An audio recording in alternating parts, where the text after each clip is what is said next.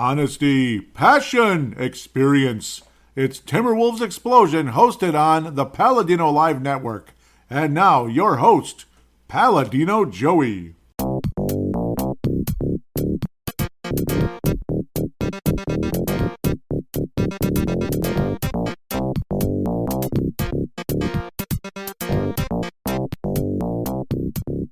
Hello again, Timberwolves fans. Are you ready for the explosion of Timberwolves basketball? I am your host, Paladino Joey, or Joey Awajan. Timberwolves Explosion is available on Apple Podcasts, Google Podcasts, PodMN, Spotify, iHeartRadio, TuneIn Radio, Audible, Stitcher, Double Twist. Great pleasure to be on board with you once again today. It is Friday. It is time to talk Timberwolves basketball. And last week, the Minnesota Timberwolves played 3 games, and guess what? All losses.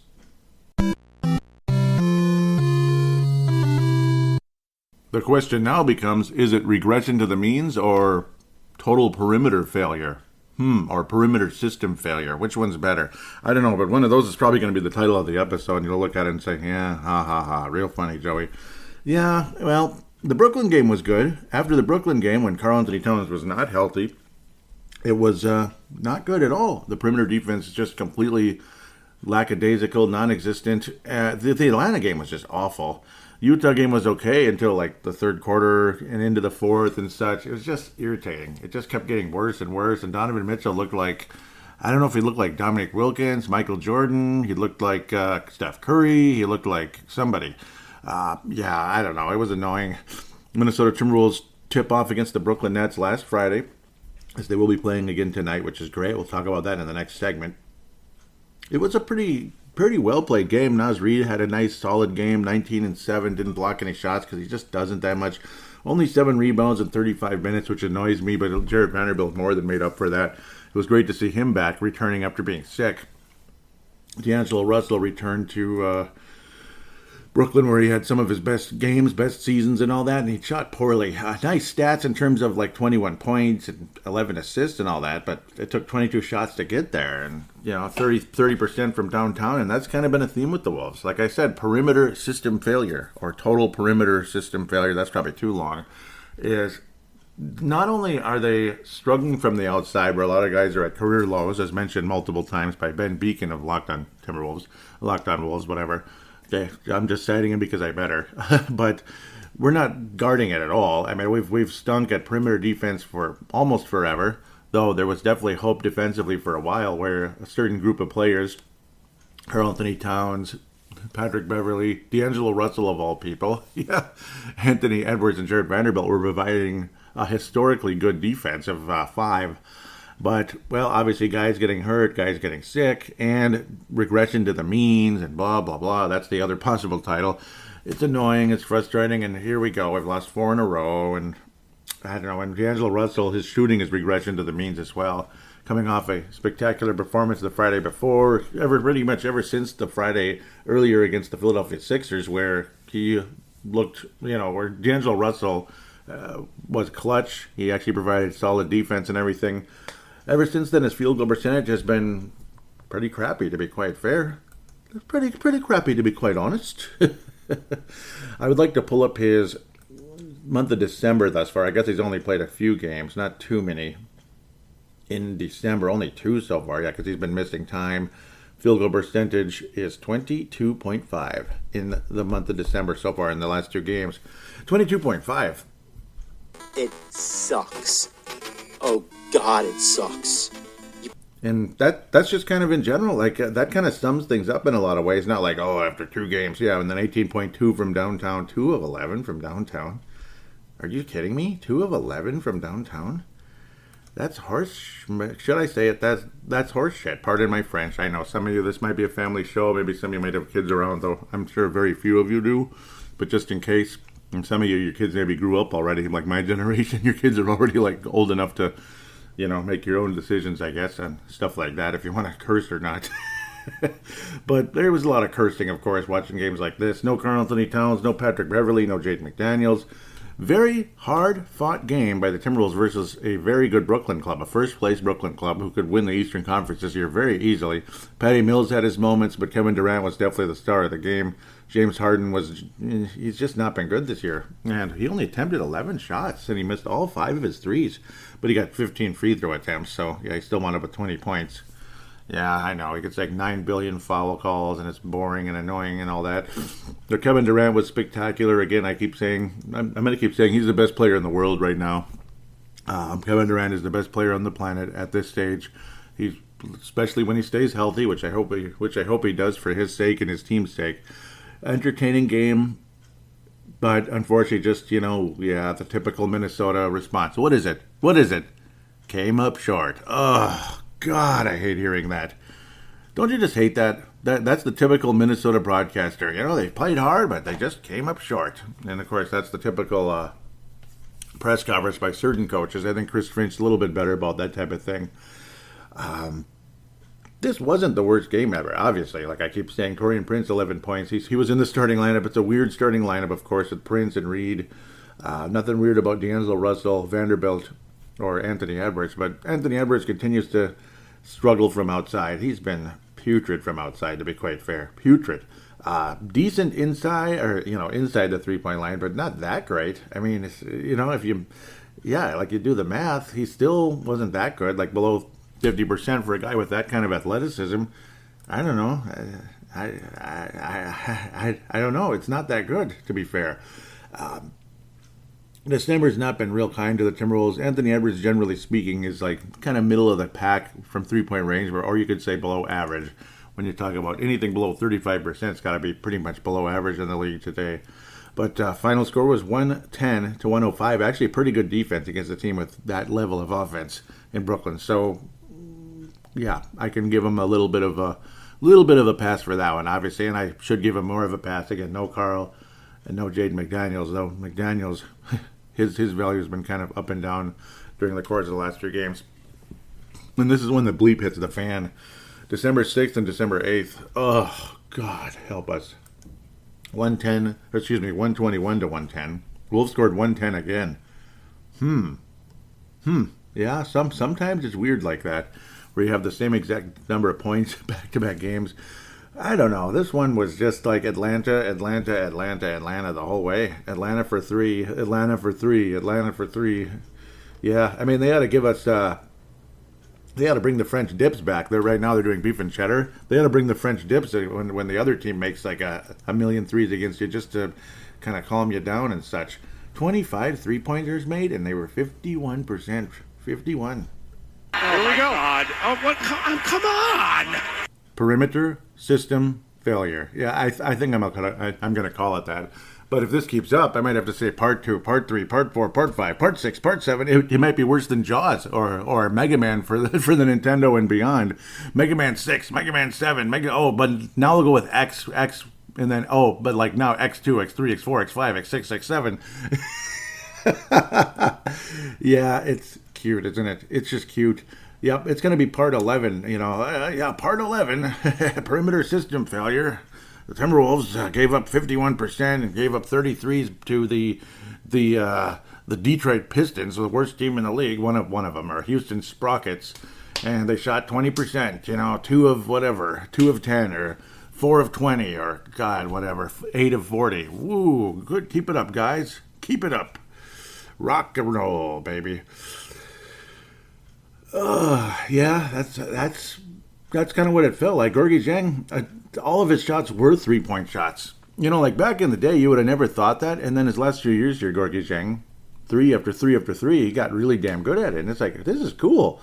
Back in the old days, the really old days, he'd maybe attempt like 3 or 4 3-pointers a year, or maybe 10 or something. I'm not even kidding. Obviously, we all know how the bigger players didn't shoot a lot of threes back in the day, with a few exceptions like Matt Ballard and guys like that.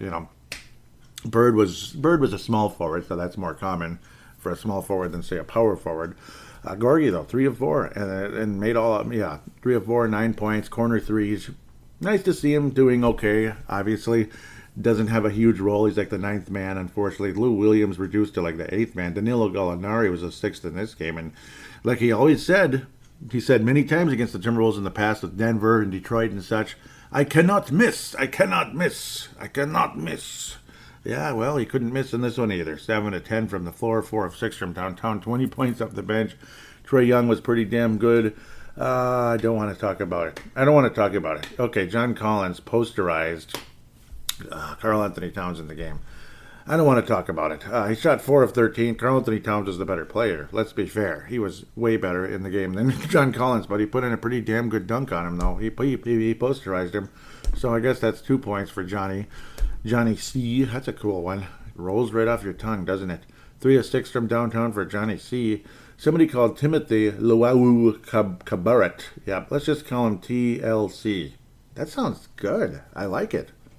It's got a good ring to it. TLC, 7 of 14. This is where it's getting a little obnoxious, don't you think? Like, really? Is that all you do is shoot threes? 14 3 attempts? My God, only 4 shots inside the arc? Really? Really? Is that where we're at in the NBA? My God. 49 three-point attempts? But I guess if you're making them, what the hell? He did shoot 50%, so I shouldn't get too annoyed with it. But at the same time, it's like, that's like the whole damn league now. I don't know. It's getting old a little bit. It is, and it's annoying as hell when you're the team on the receiving end of this nonsense. Just raining them down. It's a severe thunderstorm with torrential rain. Let's just call it a flash flood. That's probably a better way to put it. Even that could be a title of an episode in the future when teams do that. That's kind of what it was against the Utah Jazz, where this one was just the overall aerial flood. It was like the whole damn game. Atlanta scores 3. Boy, what more is there to say? They shot from Atlanta for 3, whoever it is. Like you notice I'm saying Atlanta. I'm not even saying a name of a player. Swish. That's what it was pretty much. Timberwolves. Well, okay, we were all right. 17 of 40, and, you get your beef and cheddar sandwiches. I mean, Arby's is going to be giving those away all season because we're attempting like 40 or 50 a game. So, yeah, we lead the league in three-point attempts, being one of the worst three-point shooting teams in the league. So, but let that sink in. Just kind of, put 2 and 2 together there, and it doesn't look too hot, does it? Karl Anthony Towns, 4 of 6 from downtown. Beasley, 6 of 13. Again, another guy who shoots 100 threes, but hey, if he's making them, that's fine. 6 of 13 is pretty good. It's above average. It's above average, 2 of 6. That's just Anthony Edwards. This kind of sums up Anthony Edwards' field goal attempts lately.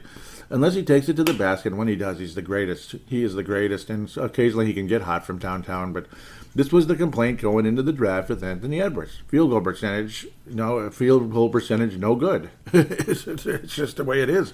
That's where some people would have taken LaMelo Ball or whoever else. Dare we say that other guy, Old Wiseman, in Golden State, who's bordering on bust territory, but not quite there yet. Just off to a very slow start to his career. 6 of 19. I mean, again, less than 1/3 of his shots, and then 1/3 of his threes. It's just, I don't know. At least he made all of his free throws, I guess. So, and yes, he was very aggressive defensively with the 3 blocks. Aggressive defensively. Doesn't mean great defensively, but aggressive. A couple of steals. I love the pick sixes, as you could call it, or pick twos in the NBA would be, or the steal and then the go all the way to the basket and with the dunk. I love those plays where he attacks the passing lane. It's awesome. Really appreciate when he brings that. I just wish his shooting would get better. Being the competitive SOB he is, I got to think, sooner or later, it's going to be 10 of 19, 11 of 22, stuff like that. You're going to see more of those type of games. And then Anthony Edwards will be a legitimate star, like 30. He'll be averaging 29 to 30, 32 points a game, something like that. I think that day is coming. It's just that's what's holding him back is the more shooting percentage. That's what's holding him back. It's that simple. Leandro Balmero at point guard is about as appealing as a ooze-infested sewer rat. It's just not good. It's bad. I was stealing a line from the Angry Video Game Nerd. He's not even close to a point guard as far as I'm concerned. He's not. He's got great skills and all that. He's got great ball handling skills and all that kind of stuff, but he doesn't even resemble a point guard the way he brings the ball up and the way he does this and does that. He looks like a small forward trying to, or I don't know, which can be done depending on him, but he just doesn't fit the position in my opinion. And unfortunately, that's what we're relegated to because Jaden McDaniels is well, Jaden McDaniels, Jordan McLaughlin, part of me. Sometimes he's okay, and a lot of times he's not. Thanks a lot, Mr. D'Angelo Russell with the freaking ankle. Thank you very much. And then Patrick Beverly with the adductor strain. This would be his last game missed. Beverly's a tough guy, so it is what it is. It's just that it's a sucky situation there. That certainly did not help the cause. But it's not like every shot taken was like, had defenders draped all over these guys, and that's why the field goal percentage was so bad. Carl, to be fair, had an absolutely awesome game, and he didn't turn the ball over. All right. A lot of games he gets a bunch of turnovers. He did get 5 fouls on him, though, unfortunately, him being Karl Anthony Towns. Vanderbilt also pulled down 13 rebounds, but which is great. Awesome. The little worm, or the Junkyard Dog Jr., and he'll definitely have a better career than the Junkyard Dog, Jerome Williams, back in the day. Just look him up if you're curious. Youngsters. 31 points, 16 rebounds, and 6 assists for Karl Anthony Towns. He had a spectacular game, to be fair. And Malik Beasley very good off the bench as well. 50% from the floor overall. So certain players played well, but the perimeter system failure just was very much intact. Oh, no. Bumping. Oh, that's okay. Refresh is probably the safest button you could push. It's not going to hurt you. Utah. Perimeter system failure, anybody? Yeah, I got to get a sound effect for that. Sound the alarm. 136-104, and I posted on Twitter and Facebook the second half. You know how they show the 4 quarters and the scores between the two teams. It's like, what the heck is this? It was a pretty even matchup the first half. In the second half, it was demolition derby. 35-22 in the third, 41-23. Demolishment. Yeah. Quarter number 4, 136-104. What more is there to say? Utah was favored in the, what do they call it, win probability of the entire game. And in the second half, it was in the 80s the whole time, for the most part anyway. The very beginning, maybe not. What more is there to say? D'Angelo Russell D'Angelo Russell. Why am I talking about him? He didn't even play. Patrick Beverly returned and played well. Carl played well, for the most part. Mike Conley, no, I'm not even talking about him. Donovan Mitchell was all over the place. He was attacking the basket. He was getting covered. He was forcing up shots, and they were going in. Forcing up shots between 2 defenders with the shot clock running out, and it still went in. Damn it. Anyway, go away, Donovan. Come on, man. Go away. Ugh, jeez. Maybe, I won't even joke about anything that Rudy Gobert did to him it was about a year and a half ago now. I guess that was already 2 years ago. Wow, we're getting old, man. When he played with the microphone. I better get off of that. That's naughty. Jeez. Jordan Clarkson always seems to kill us, too, with his three-pointers. Again, another guy. He attempted 14 shots, and 13 of them were threes. Hello, anybody? Hello? Is there anything left? Joe Ingles. He attempted 4 shots and 2 threes. It's like more than half of everybody's shot attempts, sometimes 90% of them, are three-pointers. It does feel like it's getting a little too excessive. It just does. Is that all you do? Is that all you do? Shoot threes? Donovan Mitchell, that's not all he does. He was driving to the basket, little hesitations, those wraparound layups like Michael Jordan back in the old days. Some of those were dunks for MJ, though, but sometimes they weren't. They didn't need to be around bigger defenders and such. Up and unders, you could call him as well. Donovan Mitchell, 36 points. He was the story in a lot of ways. There was the other story of this game, though, was the complaint about why isn't Rudy Gobert covering Karl Anthony Towns? Huh? Why? Was he scared? Was he scared or something? And it's like, why are we talking like that when they're destroying us? Like, what are we just looking for reasons to try to make us feel better? And I do believe that was Patrick Beverly saying that. Patrick, come on, man. Pat, come on, you're better than that. Might as well shove him in the back while you're at it, too, like you did with Chris Paul. I'm not a big Chris Paul fan because he's an asshole, and I think everybody knows that. I think everybody knows that who follows the NBA closely. When I hear people say he's a class act, it's like, not really. I don't think so. Maybe he is behind the scenes, especially when he does those cute little State Farm commercials. But outside of that, on the court, he's an asshole. Absolute. Patrick Beverly's an asshole on the court too, though, you could tell. But he's great to have on your team. Absolutely great to have as a member of your team.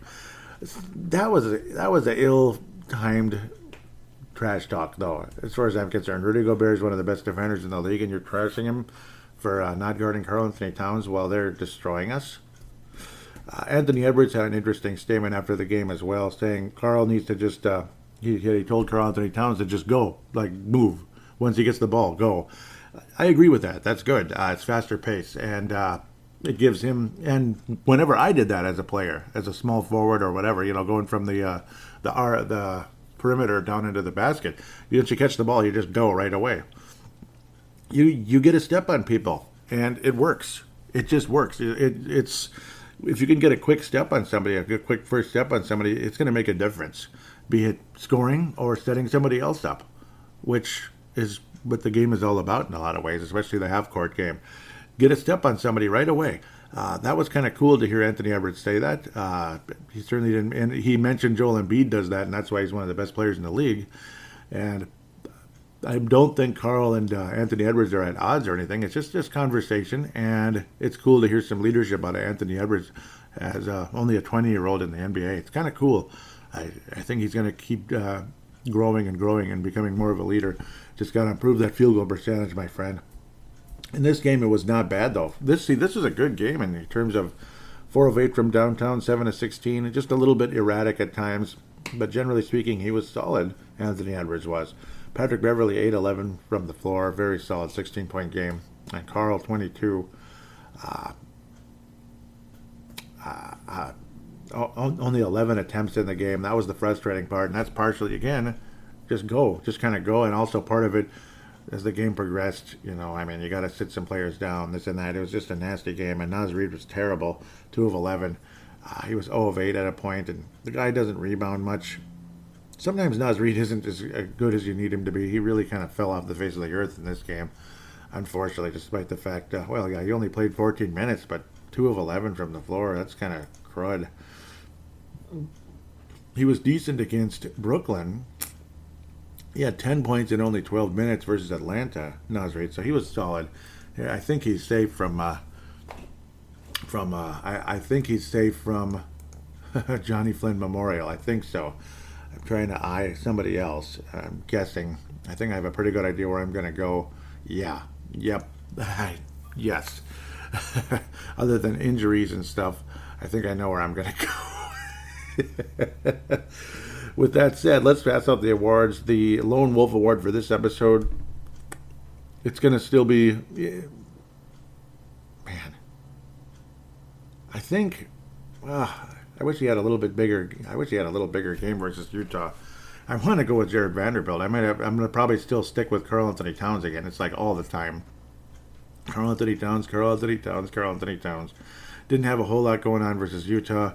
I'm going to have him share with Jared Vanderbilt because Vanderbilt doesn't take too many shots. He doesn't hurt the team at all, and he does score when he has the ball. He has the highest field goal percentage. Double-digit rebounds almost every night. It's just the Utah game he didn't. But Jared Vanderbilt's going to share with Karl Anthony Towns. In fact, you could kind of give him the nod in a little way, even though, and I think I want to, honestly, give it to him. Jared Vanderbilt's value to this team is it's just so evident. And a guy that's fallen off the face of the earth with field goal percentage and everything else, he's just struggled.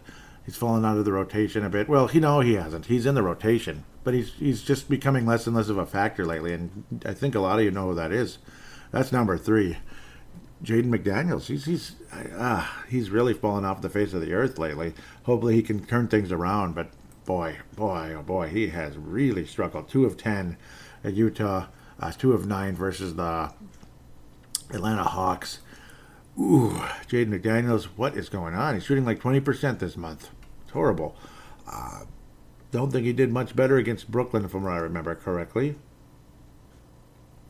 Nope, he didn't even play in that game. Inactive and sick. He's probably been sick and all that, but still at the same time, I mean, I don't know. He has struggled anyway. Sickness or not, he's struggled quite a bit. Vanderbilt came back from sickness and got, 16 rebounds in his first game. So, who am I to rip on Vanderbilt? I think Vanderbilt's going to get it this week. I'm going to give it to him for his consistency. Jared Vanderbilt will be the Lone Wolf Award, and the Johnny Flynn Memorial is Jaden McDaniels. With that said, we'll take a quick break and preview 3 games with Cleveland, Portland, Denver. Cool.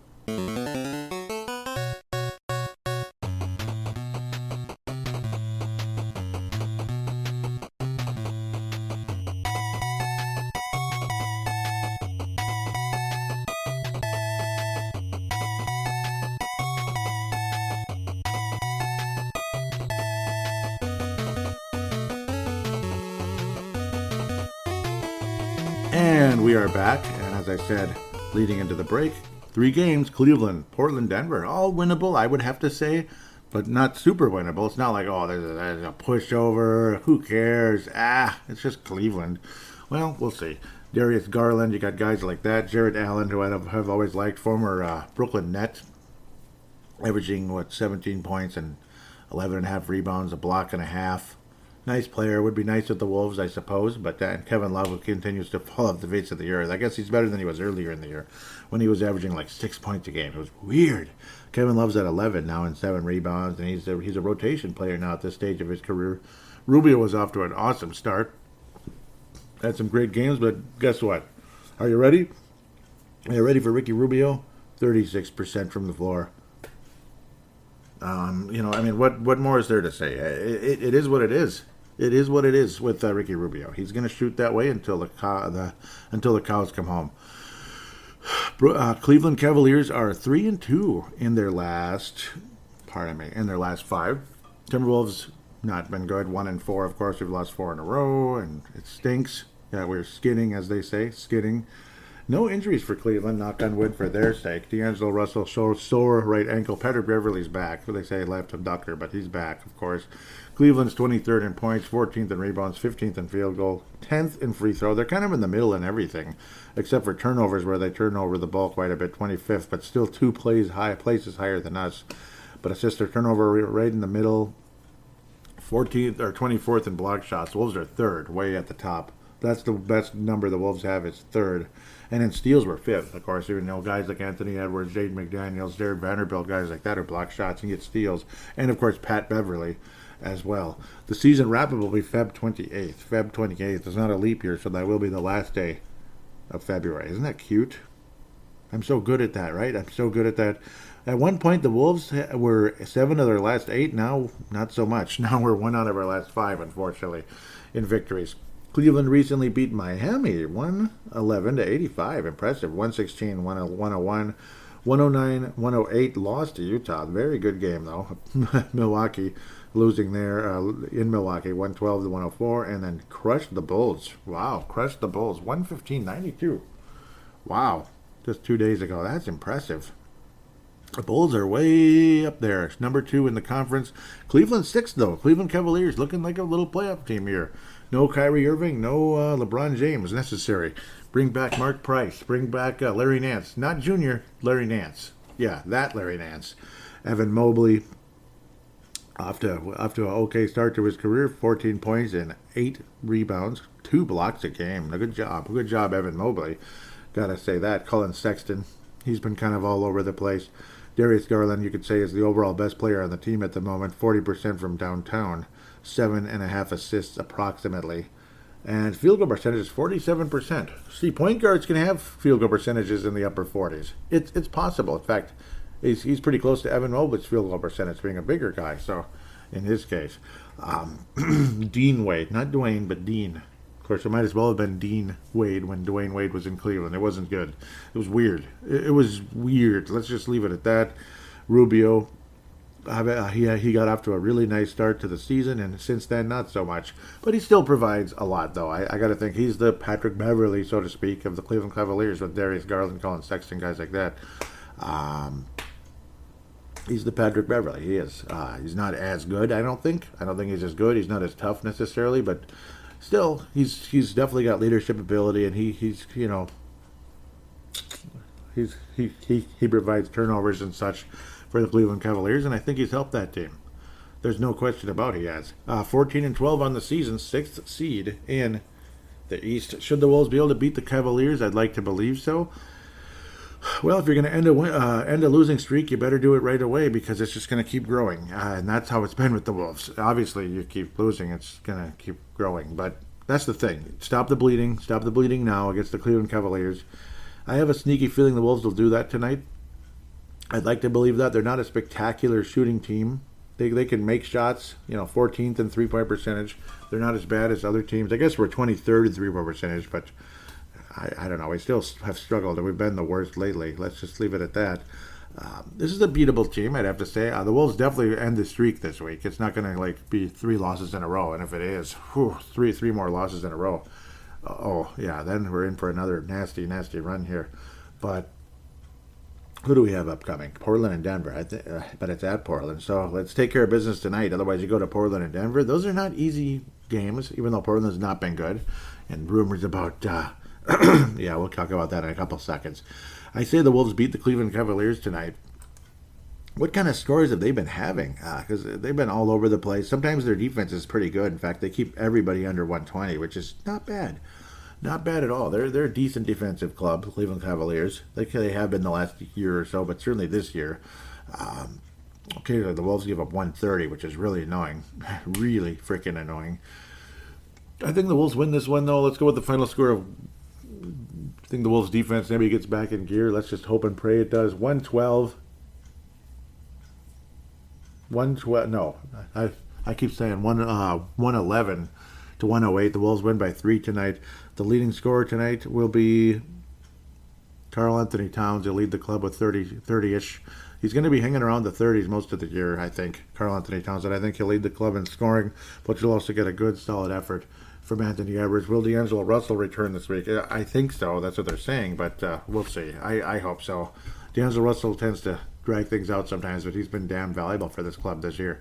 It's far enough to hear the Darren Doogie Wolfsons and such call him the most valuable player on the team this year. And Phil Mackey locally. Wolves will beat them, though, 111-108. Portland Trailblazers on the 12th of December, Sunday. No Viking game, so we can focus heavily on the Wolves. I forgot to look at Cleveland's injuries. Oh, no, there weren't any. Yep, I did. There weren't any. Ooh, a little different case here with the Portland Trailblazers. Yeah, definitely different. They've been a dangerous team at times, 11-15. In the past, they were dangerous. Remember, they got to the conference finals a few years back and then got walloped by the freaking awful Golden State Warriors. They're not awful, I get it, but awful in my book. I hate them with a passion. December the 12th, of course, is the season opener of this series. Then Jan 25th in Portland again, and then we host both of the final 2 games, March 5th and March 7th. So kind of a back-to-back there. Kind of a back-to-back. We'll play the same team in back-to-back games anyway. Portland, same boat as us. 1-4 in their last 5. They beat Detroit on the 30th of November. Yep, their last win was in November also. 110-92. Detroit's even worse, right? San Antonio crushed them, 114-83. What happened? Boston, 145-117. I'll say that again. 145-117. Well, the defense got better, but they still lost. Clippers, 102-90. 104-94 versus the Golden State Warriors in the building formerly known as Oracle. No, it's a new building, obviously. Oracle's long gone now, unfortunately, or at least not the building they play in anymore. Who cares, right? I hate that team. Injury situation, C.J. McCollum as of December the 6th, rib contusion. Let me tell you, I've had that. Oh, have I had that. February, right before the Super Bowl, 2016? Yeah. Oh my God, did that hurt? Or was it? Nope, it was 2015, when the Patriots finally won another Super Bowl. February 15th, 2015. Let's just say I slipped on ice and landed on like what would be like a step, basically. Yeah, concrete. Stunned to this day that I didn't break my wrist, because it went down really hard. But then the ribs were, they went right into that step. Ooh, yeah, and that hurt for a good month or so. Yeah, it takes a while. The wrist, the contusion there, it didn't hurt as bad as the ribs for a while. And then once the ribs healed, the wrist hurt for about 6 to 8 months. Yeah, that was a while. Of course, it was the wrong wrist too. The one that was injured many years ago and still hurts to this. It just still has kind of chronic aching. Back to the Blazers. They're middle of the road in a lot of areas. 23rd in rebounds, which is one of their weaknesses. Their strength is protecting the ball. 9th in turnovers. Points per game are tied. So we're both similar offensively. Similar in assists, 17 and 16. Wolves are the 17, unfortunately. Damian Lillard, future Timberwolf, I don't know. We'd have to give up the farm to get him. Of course, would they be willing to take on D'Angelo Russell? Well, with the way D'Angelo Russell's going, they might as well. But if they're going to reset, do they really want D'Angelo Russell's contract? That's the other thing. You trade Damian Lillard, you're resetting, right? So that's the interesting part. CJ McCollum, again, rib contusion. The Damian Lillard also may or may not play in the game. Abdomen situation, ankle situation for Anthony Simons. Anthony Simons. So that's an interesting situation there. Damian Lillard has been kind of off and on, but he's back. Looks like he missed a few games, but came back already. Tony Snell's on the Blazers, but way at the bottom. Robert Covington's on the Blazers, again, former Timberwolf. Yusuf Nurkic has been very solid, obviously. He's a double-double guy forever. He'll get his 13 and 10 type of games. Anthony Simons has a couple moments. It took him about 15 years to develop. He's finally an okay, rotation guy. Ben McLemore, that's the rumor. It'd be Damian Lillard and Ben McLemore, but that's just ESPN kind of throwing darts on the wall in the dark. So I don't know. Larry Nance Jr. is a name a lot of people have talked about with the Wolves should pursue, and I agree. I think he'd be a nice help. Look at his field goal percentage, 52 again, and he could be a double guy with the right amount of minutes. He gets some steals. He doesn't block a lot of shots, but he'll rebound the ball, which helps. Cody Zeller, Michael Jordan's favorite guy years ago. Oh boy, a really high draft pick, and he's one of those end of the bench guys at this stage. He's just not that good. Let's be blunt about it. It's not that good. Norman Powell's been solid, 17 points.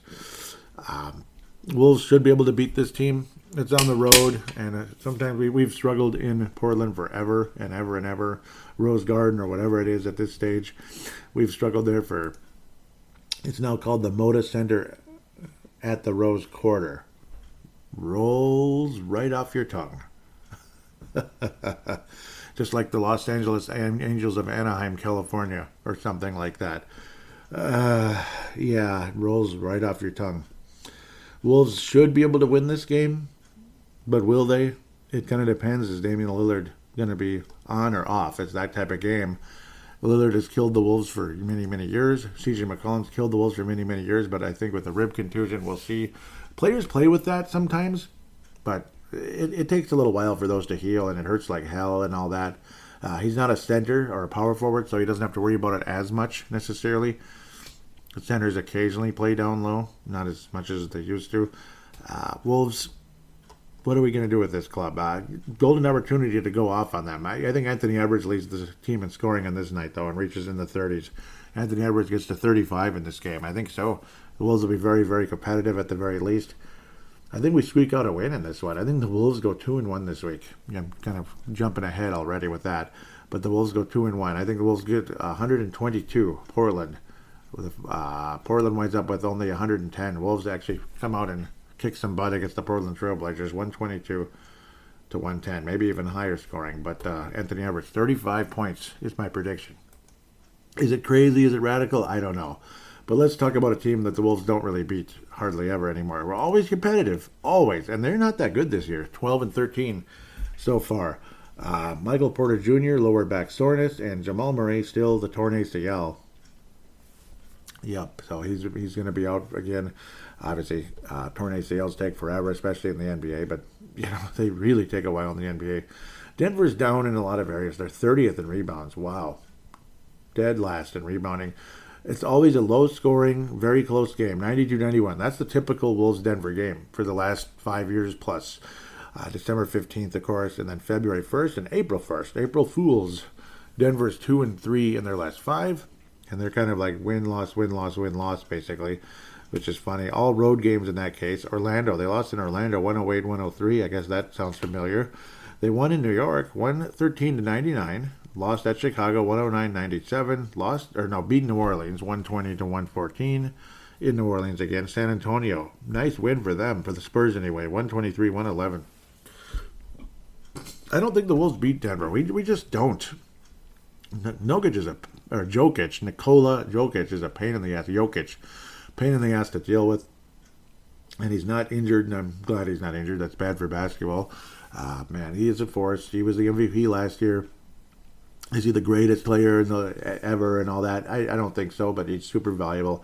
Aaron Gordon has his big moments against the Wolves historically. Will Barton has always been a thorn in our side, and he was, again, a guy that goes all the way back to the famous $5 million imaginary bag, that I always talked about, the 2011 NBA draft, where the Wolves kept trading down. to raise up money to fire Kurt Rambis. If you get a little cash thrown into trading down to get a little cash, and it kept building up to $5 million, which helped lead to firing Kurt Rambis. Which fine, fine. I guess that's how you're gonna do it. I don't miss Kurt Rambis at all. Not one player on the roster missed him either. Not one media member missed him either. Complete jackass. Complete jackass. When he is an assistant coach, he's a genuine good guy. He's a head coach. He's an asshole, and nobody liked him. Nobody. He helped kill Johnny Flynn's confidence, or whatever the heck it was. Johnny Flynn was a little too cocky coming in, so they say, and it seemed like he was more interested in just being there than being anything beyond being there.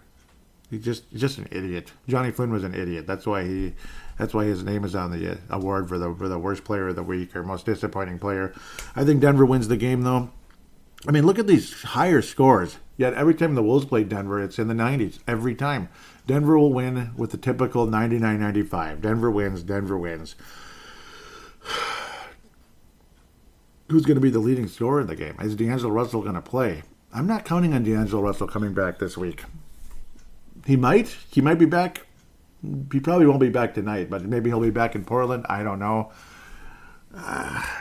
Carl has struggled against Jokic at times, and occasionally he's had some good games. I want to backtrack here because I'm goofy. Where is it? This was back much earlier in the season. Much earlier, yeah. This is like second week of the year. Yeah, Karl Anthony Towns did not play well against him. Malik Beasley. Yeah, I think Beasley will lead the Wolves in scoring. I was thinking it's going to be a third guy. It's not going to be Karl or Ant Edwards. It'll be Malik Beasley. He's going to get 25 against the Denver Nuggets, but the Wolves did not win the game. He'll get 25 because obviously it's his former club and he always plays well against them. Karl doesn't, and it's kind of like Mark. Oh my God, why am I forgetting? Marc Gasol, that's what it is. I'm like almost blanking. Marc Gasol syndrome, when there was always low scoring and we'd lose to Memphis. Low scoring and lose to Memphis. It's the same old thing again. Marc Gasol and Nikola Jokic are kind of, kryptonite for Karl Anthony Towns. Karl will barely get to 20 or even maybe not even make it at the end of the day. But the Wolves lose 99-95. With that, we'll take a quick break and return for fan interaction. There'll be a bit this week.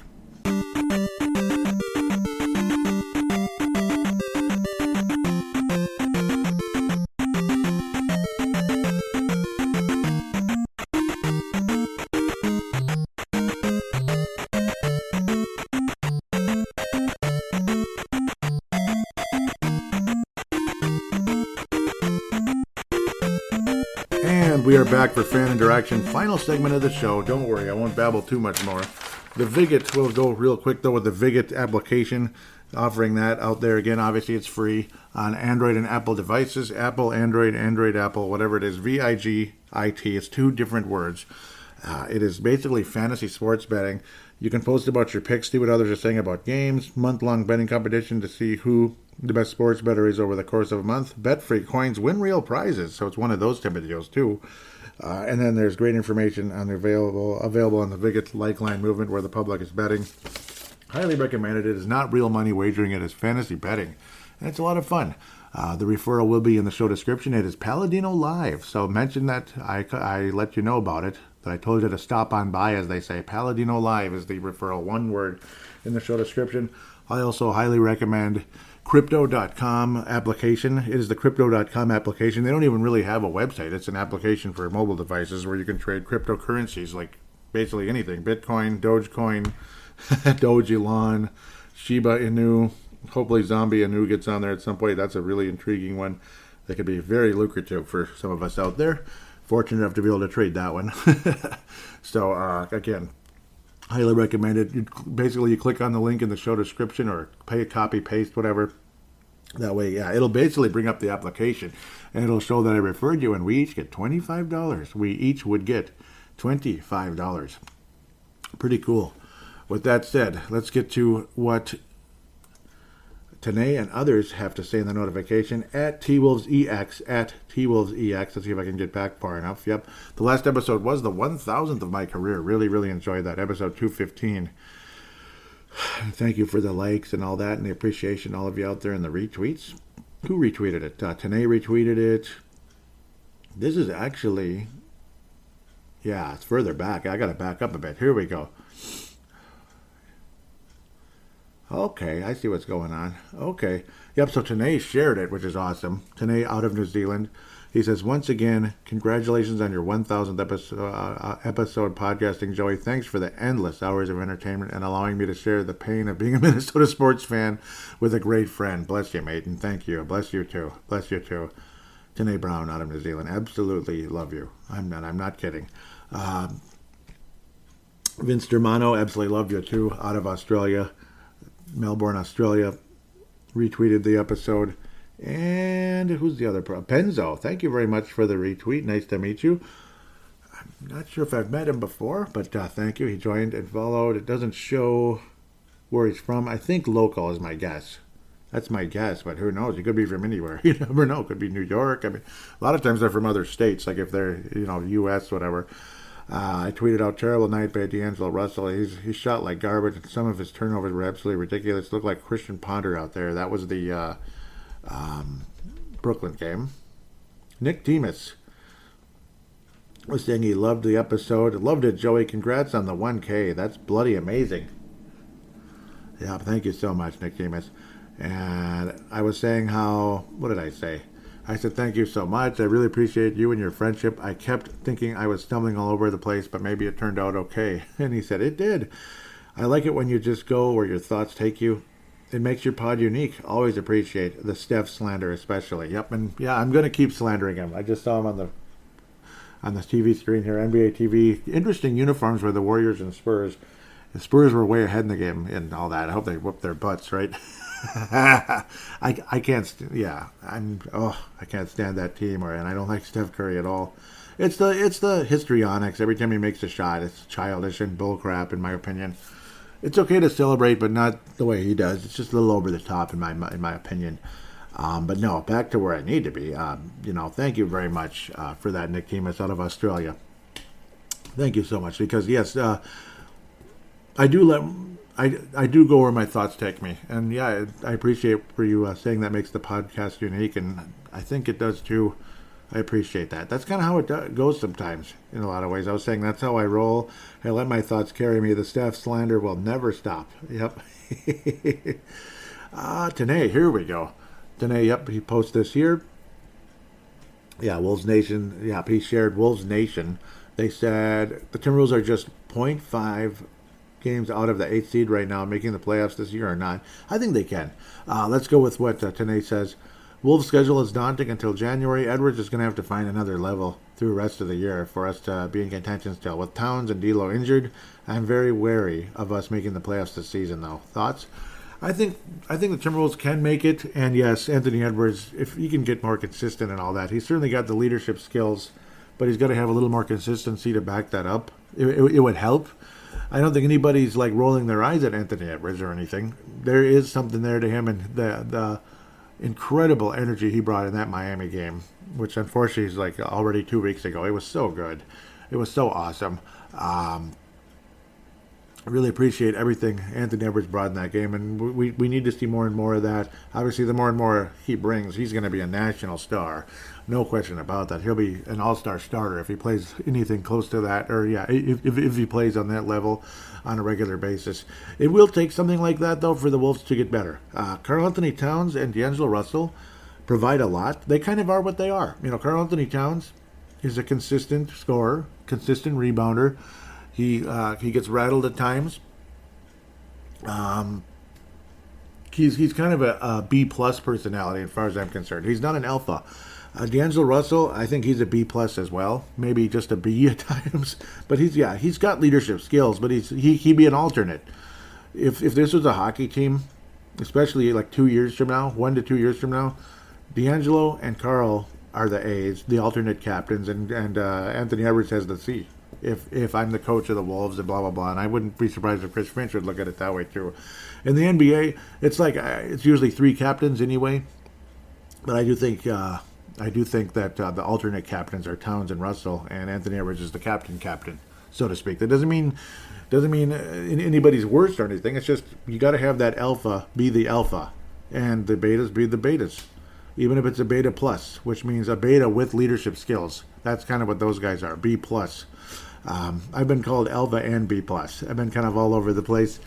I definitely have an alpha side to me, no question about it. But occasionally occasionally in the, I take a half step back to give somebody else that's already in the position respect, that type of thing. I'm willing to be the B+ if I have to be, that type of thing. I'm not gonna tear walls down, this and that, particularly in the workplace, because it doesn't really help necessarily. But occasionally my alpha side will get the best of me. No question about that. Thank you, Tanae. Great. Sorry for talking about that too much. But yes, it's about the leadership, and this team needs leadership and consistency to make the postseason. I think they can. They'll at least be in the top 10. Outside of that, I'm not sure. But I think they absolutely make the top 10 at the very least. If that hopefully answers the question a little better than some people might think. Any comments on Facebook? Facebook.com/Timberwolves Explosion. And it's mostly just likes, dislikes, and all that kind of stuff. And I showed the fourth quarter how bad it was, and the third and stuff with Utah Jazz. So that actually will conclude the fan interaction, but really appreciate the thoughtful tweet there.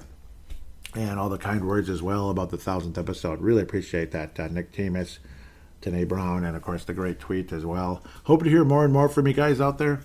All of you, Tanae Brown, Levi Brown, Vince Germano, Mr. Sometimes he tweets, sometimes he doesn't. Obviously, he's a busy guy. I can be a busy guy. Sometimes I don't tweet and all that. We'll see if there's any type of crazy news that comes up. I think the Wolves make at least one trade this season at some point. Something's going to happen at some point. It has to. The roster's not particularly balanced, even though I think Jared Vanderbilt he's a legitimate power forward in the league. He's really good, and I don't want to see him fall out of the rotation and disappear because we bring in some big name guy. That would be the one sad part. But I think Jared Vanderbilt's going to carve out something one way or another. He deserves to be in the league and deserves to have a significant role in the league, as far as I'm concerned. I really appreciate what he brings. I actually want to look at his splits real fast. I apologize if I'm screwing around here a little bit. I'm going to back up here. I want to look at it real quick, if I could do that. Because obviously he wasn't starting earlier in the year. He wasn't getting the big minutes, so his total numbers may not show up as all that impressive. And the best part about Jared Vanderbilt, he's still, 22 years of age. He's still got his whole life ahead of him, much less his NBA career as well. As a starting forward, his numbers aren't that much higher. But yeah, he's averaging almost 10 rebounds a game, though, and that's in 17 games. Wow, so that's good. Almost 10 rebounds a game in 17 games. And in December, 11 rebounds a game. Cool. But still stuck at that 6 points no matter what. It's like, that's what he does. He's like, if you need 3 points, I'll give you 6. You need 10 points, I'll give you 6. That's pretty much Jared Vanderbilt. His total rebounding for the season is at 8.3 now because he's had so many good games. It's added up after a while. So that's good. Might as well. I thought I'd bring that up a little bit. Obviously, he's a guy I want to keep long-term for the foreseeable future. Please do write a positive rating for Timberwolves Explosion on Apple Podcasts, Stitcher, or Audible. It'd be greatly appreciated. Anybody that does that, I thank you so much that in advance if you could do that. Positive rating, tell us what you like about the show, even mention what you'd like improved. If there's something you can bring up in that discussion, you can also tweet me at TWolvesEX. We can interact about the game and all that, and of course at very least I'll bring it up on the show, any type of topic you may want to bring in that type of situation. And same with Facebook, facebook.com/Timberwolves Explosion, facebook.com/Timberwolves Explosion. Everything will be in the show description. Call in if you like. That'd be great as well. Use your free voice recording application on any smart device on the planet. Just simply open it, press record, talk into it like a phone call, hit stop, save it, and share it to Paladinolive@yahoo.com. Paladinolive@yahoo.com. That will also be in the show description. I will then convert it into an MP3 file thanks to Zamzar with a Z, Zamzar.com, who I really appreciate for providing a free service because a small enough file, and if you need a huge file converted, you can subscribe to them as well. Highly recommended. With that said, hopefully the Wolves can stop the bleeding here and now and start moving in the right direction quickly. Definitely a golden opportunity this week, I got to think, with teams like Cleveland and Portland. Not that they stink or anything, but I think the Wolves can beat them because the Wolves should be a decent team. With that said, I'm going to sign off for now and talk to you next week.